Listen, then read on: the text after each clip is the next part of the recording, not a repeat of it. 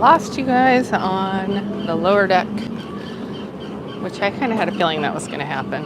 So sorry about that. Now going up to the flight deck. That's the raft? Right there. With the food and everything? Yeah, supplies? You gotta inflate it and everything. Nice. That's what you had. Everything you need.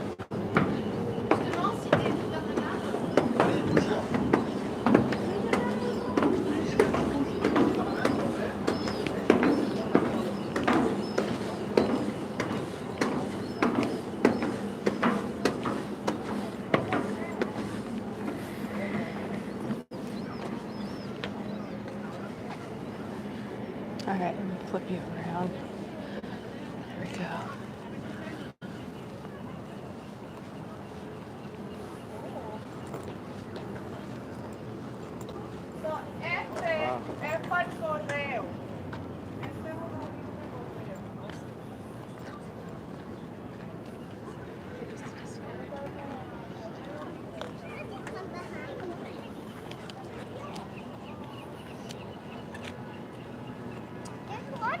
Did you do the LSO?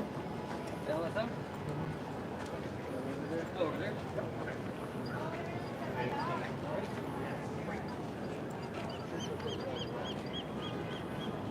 Yeah, you're right. They're together now. Oh yeah, they. 7-4. That's cool.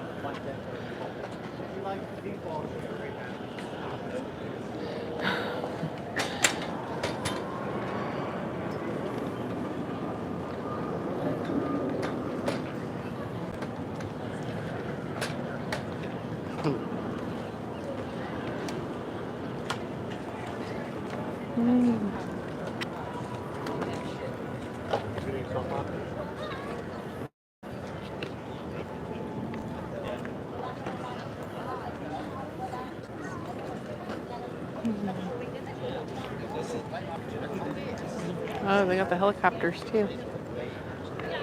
I'm gonna go in a helicopter. It's the only time I'll go in one because it's not going off the ground. If that thing started up, you'd lose your mind. Yeah, no, I'm good on ever going on helicopters. Yeah, choppa? no, don't get to the choppa. I'm good on the I choppa. think you would if there was a predator. If I had to, if it was like a life or death situation, I would totally get in the choppa.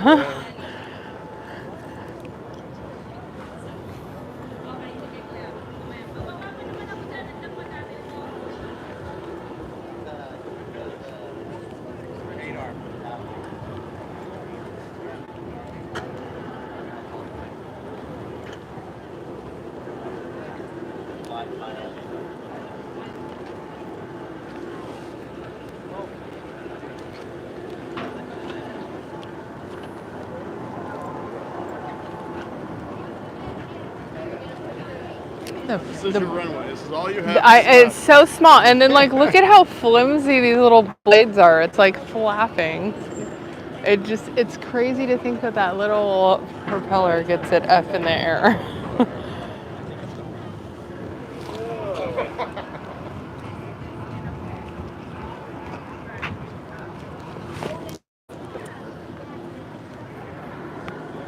Good. How are you feeling?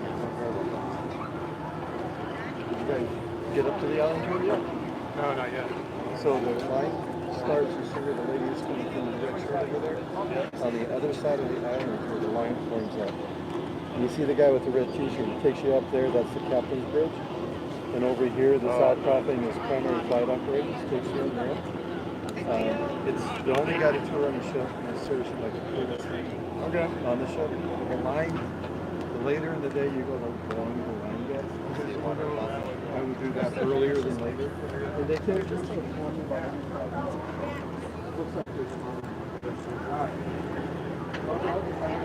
Để nhỏ nữa.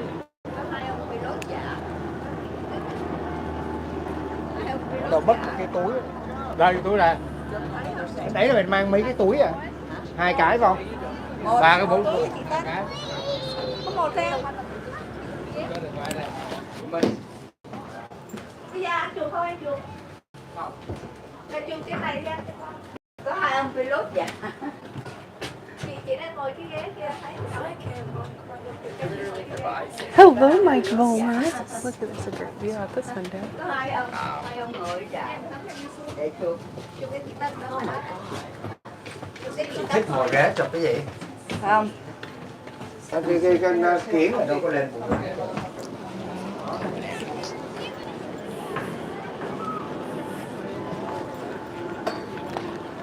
It's much bigger in there than it appears.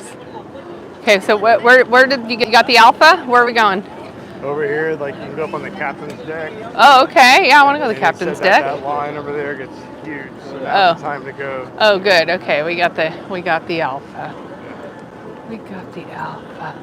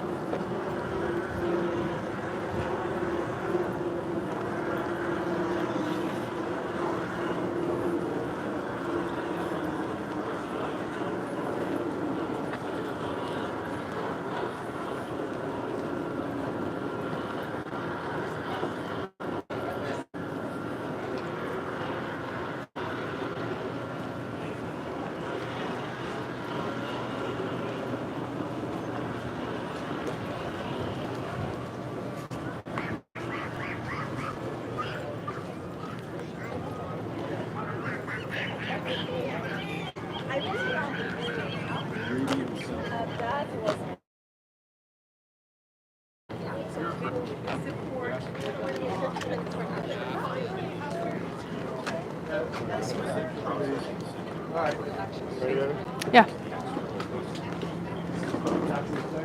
Yeah. You will go up. You'll get their short safety brief, and there she will send you up. Great. Thank you.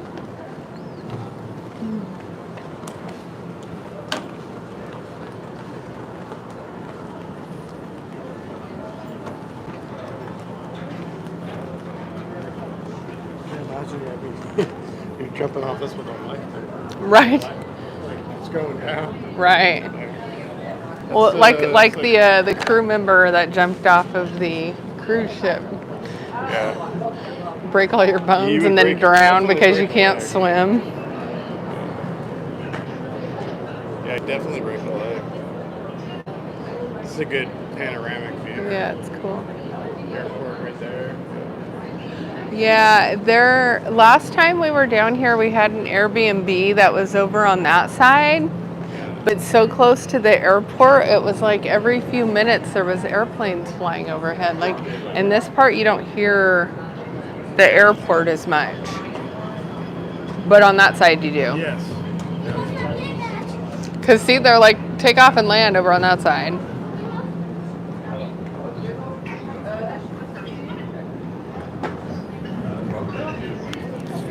It's crazy too, because you can fly from here to San Francisco. Mm-hmm. Sacramento, it's like an hour.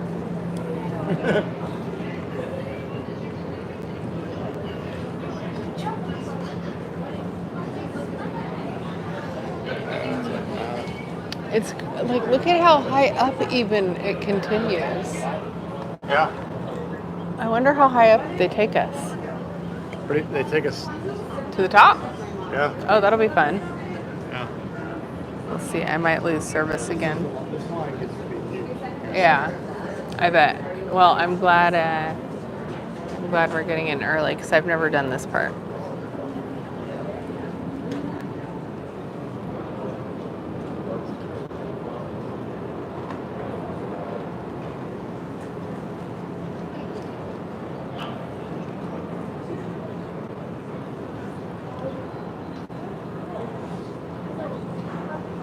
I've just decided I'm not even going to think about traffic going home. I haven't. Thanks for reminding me. I'm not even thinking No, I about didn't. it. But you just No, reminded think me. about Now it. I'm going to be thinking No, about I'm it. not even going to think about it. Might not be that bad because it's still summertime. I don't think I'm going to do that way we came. I think I'm going to go 5 and go.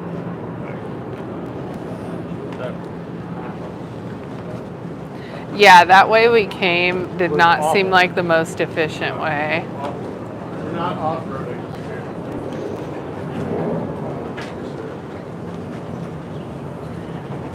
Yeah, we're not gonna.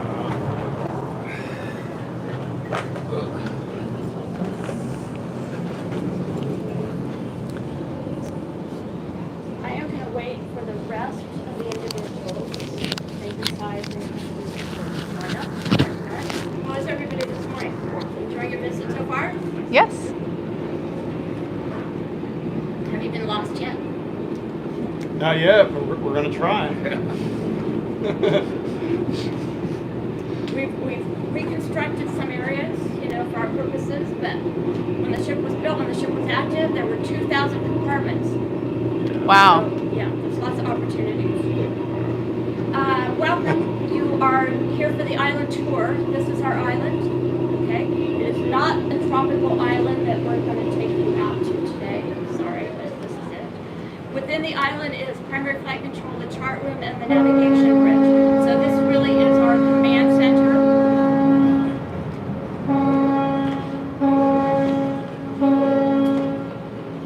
Anybody know what that means? One long blast, three short. Yep. We're going to sea. They're backing up. Yeah. If you're behind them and you're smaller, you might want to make sure that they know you're there, okay? If you're out to sea and you get 5 horns, that means you are in the path of something coming your way, and that something coming your way is probably going to overtake you easily. So that's definitely a heads up if you get 5 horns. So the island tour. Where was it? Just started, huh? Yeah, just look at the start on it. Okay. 4 Navy ladders to access the space. They're a little bit steep. Please take your time, watch where you put your feet. There's a rail or a chain to hang on to. Please take advantage of that. For those of you that are a bit on the taller side, all day long you're going to have to pay attention to where your head is in relationship to the ship. There's a couple of low-hanging areas still in place in the climb here. Please pay attention to where those are at when you are coming up to them. You can lean into the ladder like this to kind of duck under. Is there anybody in the group that is afraid of heights or claustrophobic? Nobody? Okay. You may take pictures anywhere on the ship today. We have no secrets at all. The ship was decommissioned in 1992. We have reconstructed some of the spaces, some of the exhibits for you to resemble the time point of Desert Storm. So the equipment and the status boards and some of the electronics will reflect that time period. Nobody else wants it. So we are not concerned now about some of that stuff showing up in your photos. I'm going to have you wait, please, for the next tour. There are chairs in the spaces you're going into. They were there for the officers. Those chairs are open today. Please take a seat if you like. Imagine what it might have been like, you know, in that space when the ship was active. It's good for a photo. The group is large enough. Please be considerate of the rest because we don't have time to have everybody to take advantage of that. 2 spaces, though, where the chairs are available today. The docent will indicate at a point in time that they're ready to move on to the next area. Please stay together as a group. It's a small space you're going up into. You'll appreciate this when you get up there. And we need to manage the movement of people before we can move anybody else. So please stay together so that we can efficiently do that. We do appreciate that consideration as well. Any questions from anybody before you go? Okay, I'm going to start the story, which I've not yet been able to finish. This right here is the bomb farm when the Midway was active. We bring the bombs up from the magazines well down below on carts. We will stage them here based on what the flight operations are. Then the red shirts would take them out and then would install them onto the planes as the planes were very close to the catapult spot. We did not want all of this ordnance on the planes all the way back on the deck, so we deliberately waited until they got almost to the place where they were going to take off. The ordnance was here, number one, because the flight deck was busy and didn't need anything else over there. 2, it was safer over here. If there was a crash on the flight deck, if there was something that had gone wrong, if there was a fire, and it may have come around this way, these bombs would go off the ship. Right here in the space behind you, that was open. There was not a fence there. they would use that ramp to get rid of that ordinance so that we didn't have a bigger problem connected with the problem that we were already dealing with on the play deck. So that's why this was referred to as the bomb farm. And it did happen at times. Midway didn't have any huge issues, relative to that, but other ships certainly may happen. So we wasted a couple of taxpayer dollars, and I hate to say we just pushed everything off the side. So I will say that we were building fish condos. Okay, so we were doing some good. But that's the story. The ship is 80 years old this year. It was in service for 47 years. The Navy considers the useful life to be 50 years. We almost made it. It was too expensive to do the renovation at 47, so they decided to put her in the mothball fleet. She was decommissioned officially here in San Diego, towed up to Bremerton, Washington, which is where we take all of our decommissioned ships. One tugboat pulled her up to Bremerton, Washington. Yeah. So empty, she's maybe 59,000 tons. Fully loaded, personnel and aircraft and all the other equipment on board, about 70,000 tons. The speed that can be accomplished by the carrier, and it was deliberately built this way, is 30 knots or more. That's about 36, 37 miles per hour. In order to launch or land a plane, we have to have at least 30 knots over the deck. So they designed the carriers with engines capable of achieving that speed in the event that we were in a still area and we had to work with wind already. So we can outrun all the other smaller ships that travel with us. Sending the group up. Come this way, please. They're ready for you. I follow you.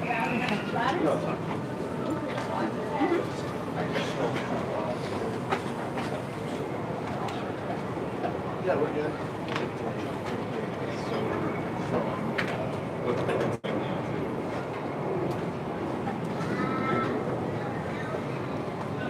I didn't stumble too much, did I? No, you're great. No, you're great. We'll Okay. see if it stays while we go up here. Thanks for letting us know.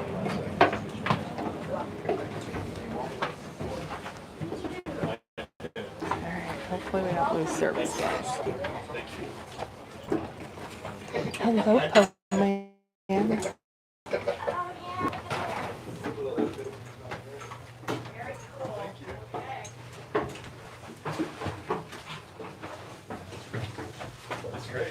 Alright, so we are going up to the top, providing that the service doesn't cut out. All right.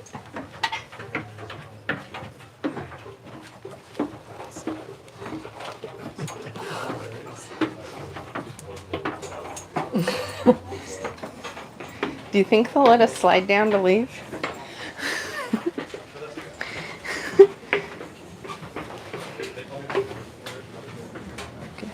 We just keep going up. Up. Alright, looks like we still have service. I'm so happy I wore a skirt.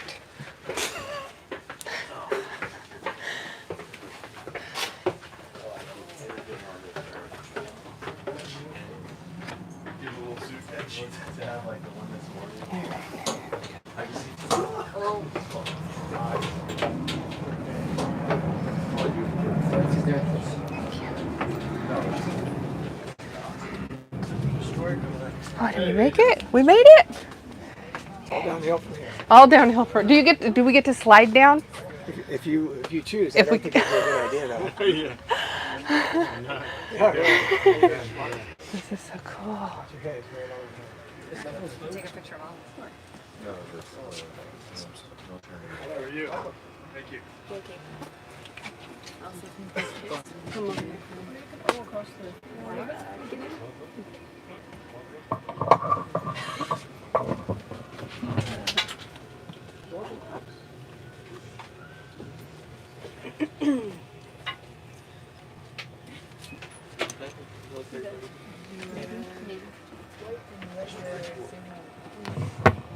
Sorry. Welcome to Primary Flight. My name is Terry. I'm a docent here on the Midway. primary flight is the air traffic control area for the ship, just like at Lindbergh Field or any other major airport. This is where we control the launch and recovery of aircraft aboard Midway. Person responsible for that is the air boss. It's right here. He's a senior Navy commander. He's in a tailhawk squadron. And he has responsibility for the 250 people who work on the flight deck, the people who work on the hangar deck, an area 2,500 feet above the ship and within a 5-mile radius of the ship. That's his direct responsibility. As an assistant, we call him the mini boss, sits right here.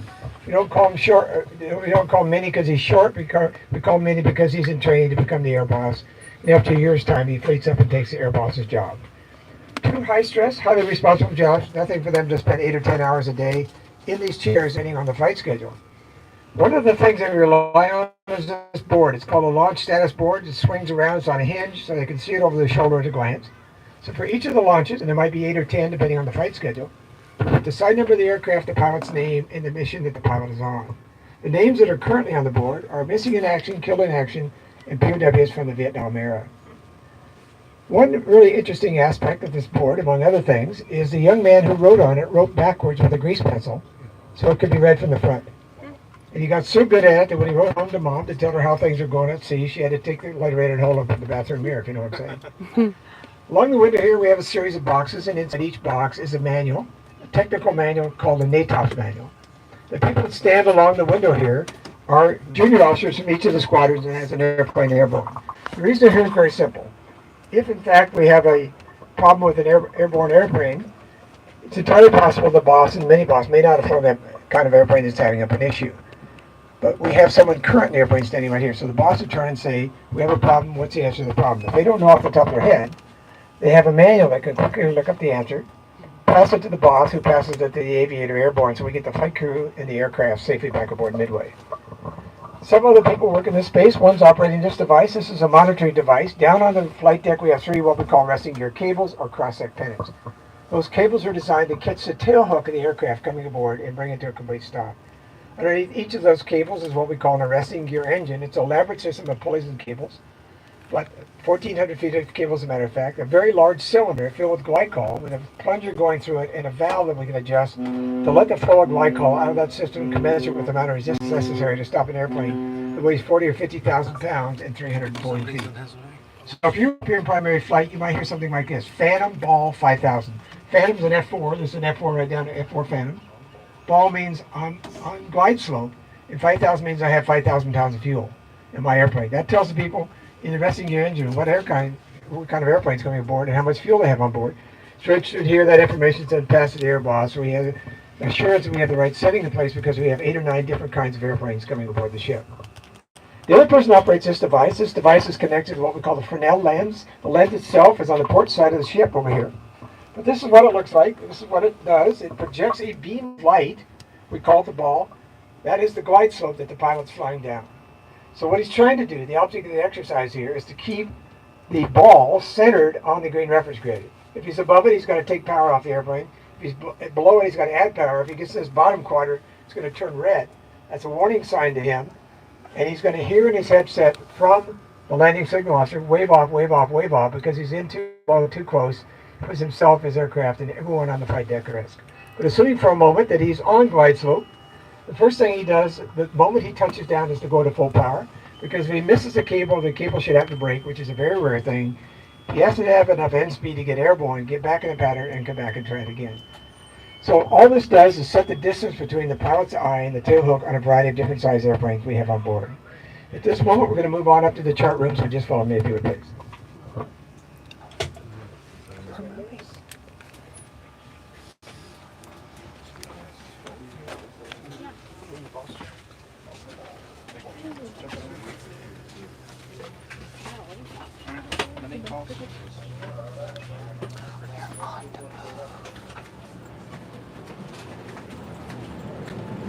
Ready to group up.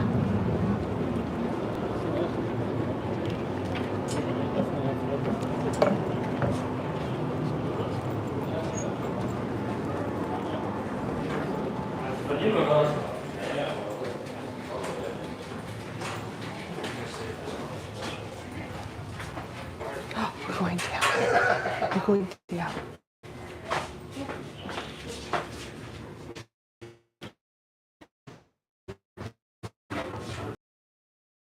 Yeah.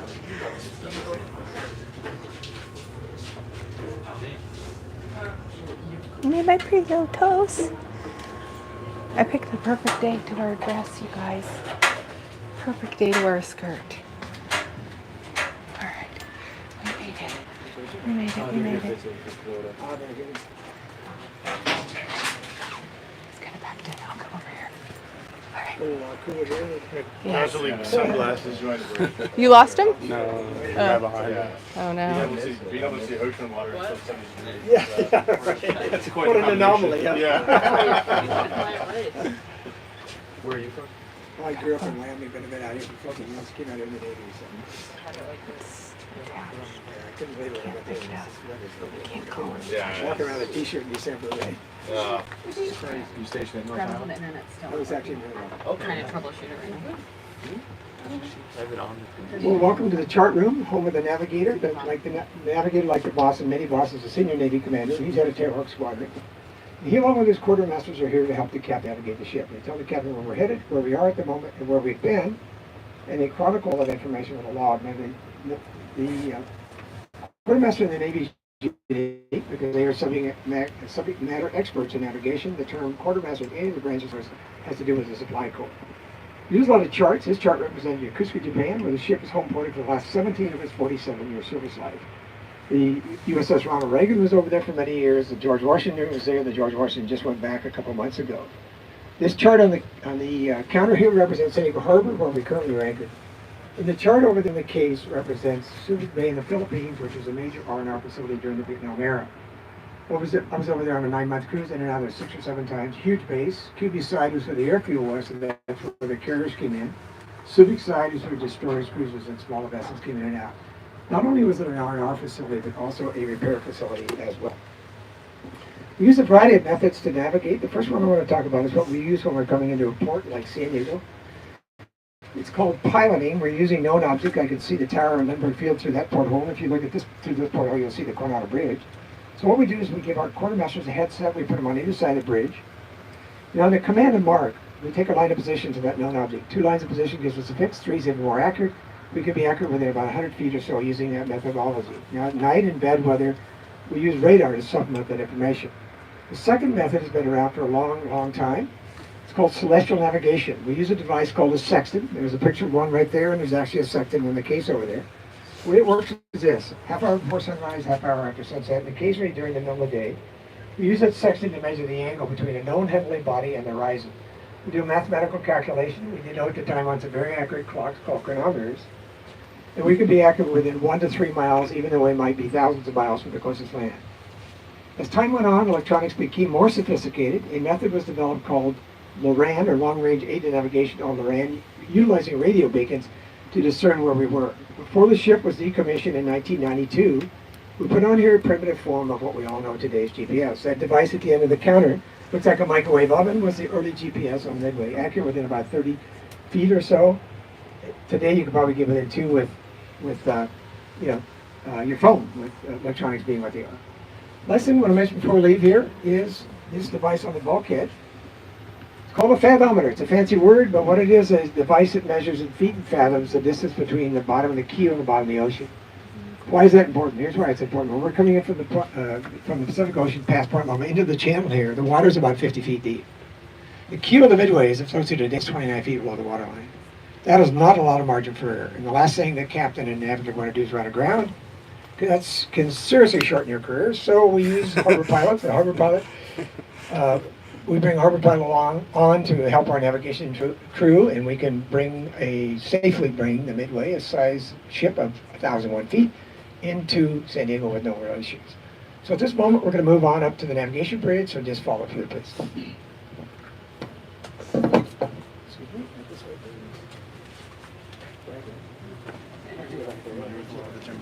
Yep, Moran.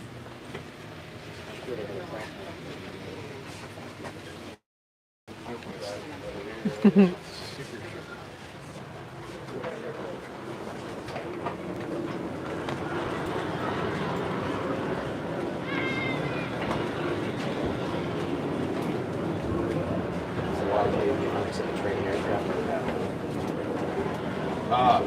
Valid, yeah.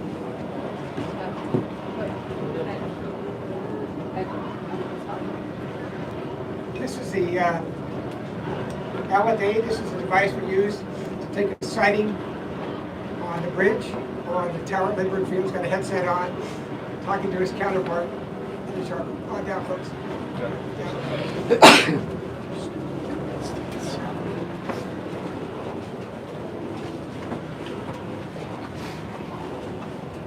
Welcome to what we affectionately call Vulture's Row. The way it got its name is 250 people, average age 19, working down on the flight deck, looking up, guys like me looking down, look like a bunch of vultures, therefore the name Vulture's Row. In reality, what it is two things. One, it's a safe place to transit from the chart room to the bridge. And it's also a safe place to stand if you want to watch carrier operations while we're at sea. I spent a lot of time up here in my off-duty hours watching carrier ops because I was fascinated by them. Still am. If you've never watched carrier ops, we recommend you to go home to YouTube and put in carrier ops, especially night carrier ops, and you get to see what I like to call the ballet. It's an amazing scene of these young people working down on the flight deck in extremely hazardous conditions. It can be very hot, very humid, and very, very dangerous because you can be run over by an airplane, hit by a propeller, sucked into an intake, blown over the side. Having said all that, I'm always amazed in the few incidents we have, and it's a real tribute to the amount of training they undergo before they go out on the flight deck and the amount of supervision they have when they're out there. I tell the story about being on cruise. I was in a photo reconnaissance squadron. We always flew the fighter escort this particular night at midnight, middle of summer, off the coast of Vietnam. A fellow named Jim was flying an F-8, and as he was launching, he had what we call a colo-cat shot, which means the catapult did not function properly. He didn't have enough end speed to get airborne, so he had to jump out of his airplane. So he's coming down in pitch black night time, around midnight, and it just so happened on day 4, the kind of airplane that Senator John McCain was flying happened to be taxiing up to launch. And where does our friend Jim land? Of course, right in front of the A4. So the chute gets sucked into the intake. Now, the good news is the A4 has a small intake, so the chute went in, Jim didn't. But he's pinned up against the side of the aircraft. So he reaches up and undoes the fittings and drops down. And goes down to medical to get checked out. I'd heard the story. I saw him the next morning in the bedroom. To say Jim was the ultimate Southern California laid-back guy would be an underestimation. I said, Jim, I heard what happened last night. I said, oh, stuff happens. What are you going to do? I'm glad. You gotta be kidding me. Tough SOB. Don't make it like that. It's actually What'd you say?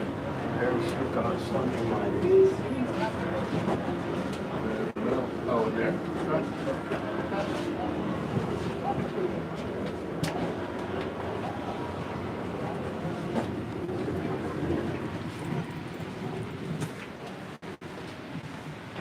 So cool. I'll come up here.